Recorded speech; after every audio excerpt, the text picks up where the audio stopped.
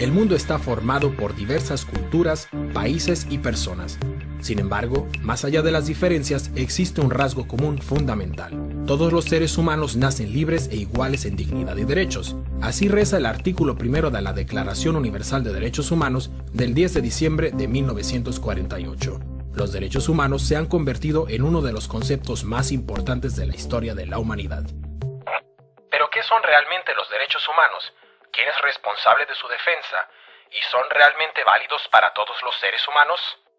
Se entienden por derechos humanos aquellos que corresponden a toda persona por el solo hecho de serlo. Son innatos. Los derechos humanos tienen validez sin excepción para todo ser humano en cualquier parte del mundo. Son, por lo tanto, universales. Son válidos para todas las personas por igual, independientemente de su raza, religión, sexo, orientación sexual, color de piel, edad u otras características que puedan diferenciar a los seres humanos entre sí. Los derechos humanos forman parte del derecho internacional. Ya la Carta de las Naciones Unidas de 1946 contenía importantes pasajes dedicados a la protección y el significado de los derechos humanos. El primer acuerdo internacional al respecto es la Declaración Universal de Derechos Humanos de las Naciones Unidas de 1948. En 1966, la ONU aprobó otros dos instrumentos internacionales, el Pacto Internacional de Derechos Civiles y Políticos y el Pacto Internacional de Derechos Económicos, Sociales y Culturales. Juntos se denominan Leyes Internacionales de Derechos Humanos. Son la base jurídica más importante a este respecto. A todos ellos hay que añadir otra serie de convenciones. La Convención sobre el Estatuto de los Refugiados, la Convención sobre los Derechos del Niño, la Convención contra la Tortura y la Convención sobre los Derechos de las Personas con Discapacidad. ¿Pero cuáles son en detalle los derechos humanos fijados por estos instrumentos? A menudo se clasifican los derechos humanos en tres generaciones o dimensiones. La primera dimensión, los derechos civiles y políticos clásicos. A este grupo pertenecen el derecho a la vida y la integridad física, la prohibición de la esclavitud y el trabajo forzoso, la protección contra la tortura, la libertad de opinión, la libertad de conciencia y religión, una amplia prohibición de la discriminación, además del derecho al voto. La segunda dimensión, los derechos económicos, sociales y culturales, como el derecho a un trabajo y una remuneración adecuada, el derecho a la fundación de sindicatos, la paridad en los derechos de hombres y mujeres, la protección de la familia, las mujeres embarazadas, las madres y los niños, el derecho a nivel de vida adecuado incluyendo una alimentación nutritiva, el derecho a la mejor salud posible, el derecho a la educación y el derecho a la participación en la vida cultural.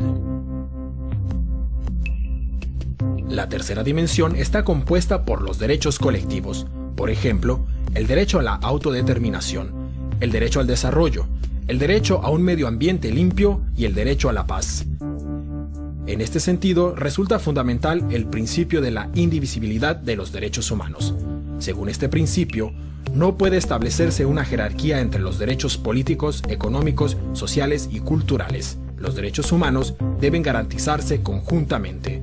La realización de los derechos civiles y políticos depende de la garantía de los derechos económicos, sociales y culturales y viceversa. ¿Y quién se ocupa de que se apliquen y respeten los derechos humanos? La responsabilidad principal recae en los gobiernos.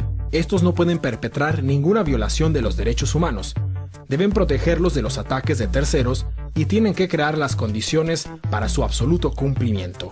El órgano central de la ONU es el Consejo de Derechos Humanos, formado por 47 estados con sede en Ginebra. El Consejo de Derechos Humanos revisa regularmente la situación de los mismos en los estados miembros. Asimismo, puede enviar expertos independientes a países específicos. Pero existe un problema. En este órgano participan muchos estados que en la práctica no protegen los derechos humanos. El Consejo de Seguridad de las Naciones Unidas se ocupa especialmente de la protección de los derechos humanos en guerras y conflictos armados. Sus esfuerzos se dirigen, por ejemplo, a luchar contra el reclutamiento de menores como soldados. La Alta Comisionada de las Naciones Unidas para los Derechos Humanos coordina todas las labores relativas a este respecto y dispone de varias oficinas locales que pueden enviar a expertos en derechos humanos a las misiones de paz de la ONU. La Corte Penal Internacional de La Haya. Por primera vez existe desde 1998 una instancia que puede investigar y condenar violaciones especialmente graves de los derechos humanos, como son el genocidio, los crímenes de guerra y los crímenes contra la humanidad.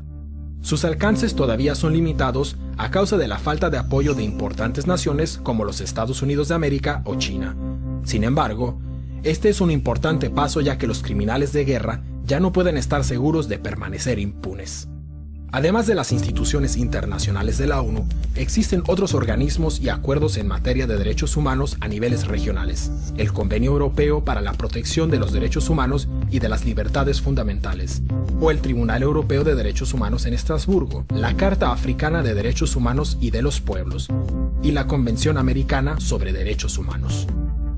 La sociedad civil asume un papel especialmente importante. Las organizaciones no gubernamentales como Amnistía Internacional o Human Rights Watch se encargan de vigilar en todo el mundo el respeto de los derechos humanos y de llamar la atención sobre violaciones a los mismos. Mediante su presencia en la opinión pública, ejercen presión sobre los gobiernos. Asimismo, participan en el desarrollo de las bases jurídicas. También cabe destacar la importancia de los Institutos Nacionales de Derechos Humanos, instituciones independientes que asumen un rol esencial en cuestión de vigilancia de derechos humanos. ¿Pero existen controversias en materia de derechos humanos? Sí, sobre todo dos aspectos son controvertidos.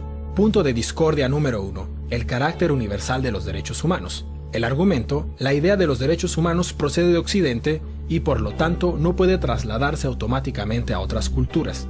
Es verdad, el origen y la extensión de la idea de los derechos humanos están unidos al desarrollo cultural y las tradiciones.